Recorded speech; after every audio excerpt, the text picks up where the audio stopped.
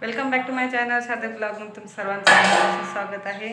आणि आज आम्ही बनवणार आहोत पापडकूट। तर पापडकूट आमच्या इकडे कसं बनवतात तर मी तुम्हाला आज दाखवणार आहे। तर त्याच्यासाठी अगोदर इकडे पूर्ण पापडकुटाची जी आहे सर्व तयारी झालेली आहे। आता हे लाटणार आहे पापडकूट। काय करता काय भिजवलं काय काय कणी काय की काय मिक्स ओले गहू करून दळून आणलं हे भिजून ठेवला। आता याचं करतो पापडकूट। कधी भिजवलं तर सकाळीच भिजवलं काय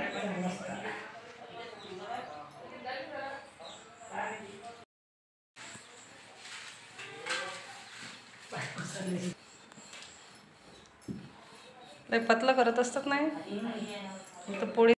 तर इथं पापडकूट लाटत आहोत। हे लाटण्यासाठी न कणिक घेतले म्हणजे गहू ओलेले केले होते ते दळून आणले आणि दळून आणल्यानंतर मग गाळून घेतले आणि त्याच्यात रवासुद्धा मिक्स केला।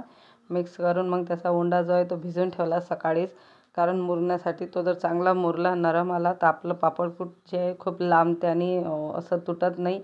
आणि आज हे तुटत आहे कारण तो मुरला नसेल बरोबर उंडा।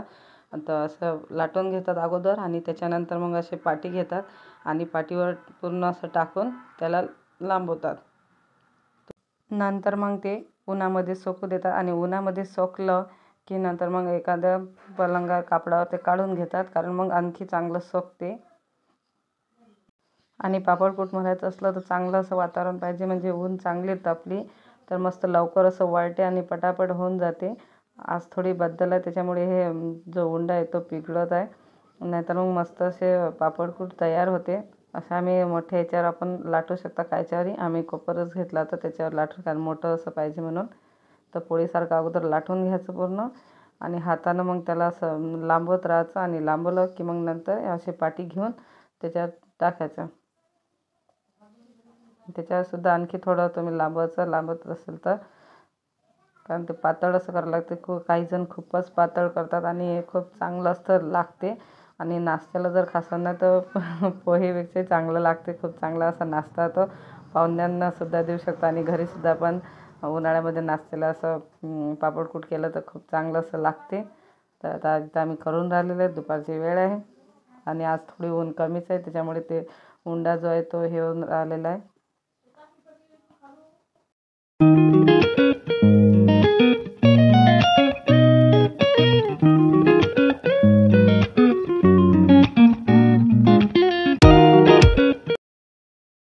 तुला लाटता येते? तुला लाटता येते?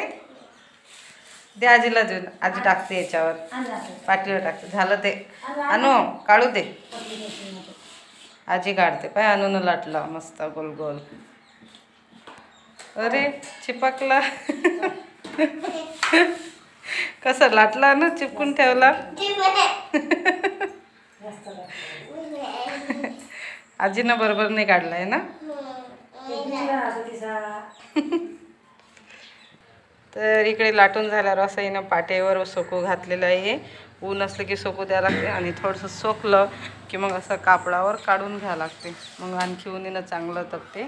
आणि आज थोडी बद्दल आहे तर त्याच्यामुळे थोडेसे ते पिघलून राहिले, नाहीतर मग जर कडक अशी ऊन असली तर मस्त असे लांबतात आणि पूर्ण हे पाटी जे पूर्ण भरून जाते आणि पतलं पतलं असं पापडकूट येते। तर आता असं बनवत आहे तिथं। तर आणखी बनवायचं राहिलेलं आहे ते सुद्धा बनवून घेऊ आणि ह्या पाट्या थोड्याशा सोकल्या आहे की मग या कापडावर इथे पलंगावर काढून घेऊ। लागता नाही काय मला मदत करायली, कारण मला मदत करता काय बरं कशी करू राहिलो? पीठ लावून त्याला पीठ।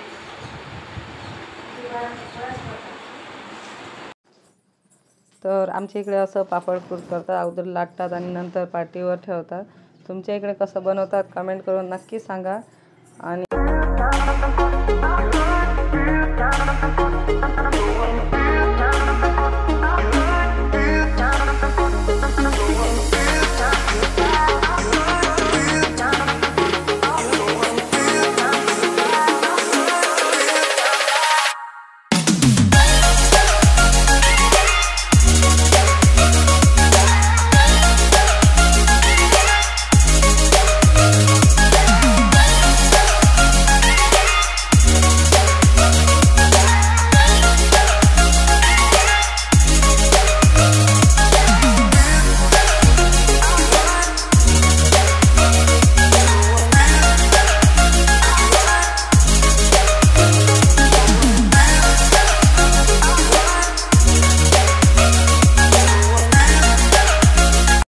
तर जे पापडकुट उन्हात वाळू घातलेलं होतं आणि हाताने बारीक केलेलं आहे, यांना आणखी गाळावं लागते आणि आणखी याच्यातलं पातळ पातळ जे आहे पापडकुट काढावं लागते. तर असं उन्हामध्ये वाळू घातलं होतं आणि सर्व जे आहे ते मोडून घेतलेलं होतं. बघू शकता जे आपलं पापडकुट आहे ते तयार झालेलं आहे आणि पूर्ण असं बारीकच करावं लागते, मोडा लागते. आणि हे आजबद्दलचं थोडंसं जाड आलं, नाहीतर मग काही जण याला याचे खूप पातळ करतात.